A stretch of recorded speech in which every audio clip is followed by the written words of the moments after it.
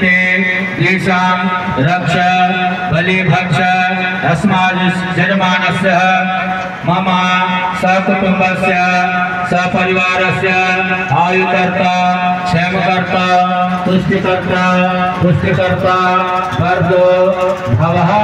इसको ना पर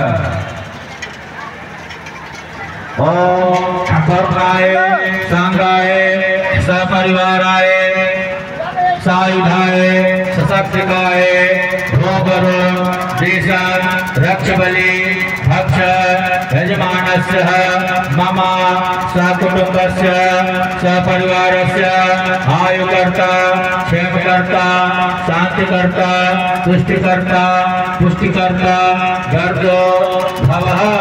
उसको न पर ओम भावे सांगाय सपरिवाराय सायुधाय सशक्तिकाय एतां संदीपं दधेमा भक्तबलि समर्पयामि। भोपायो देशां रक्षबलि भक्ष यस्माद् यजमानस्य मम सकुटुम्बस्य सपरिवारस्य आयुकर्ता क्षेमकर्ता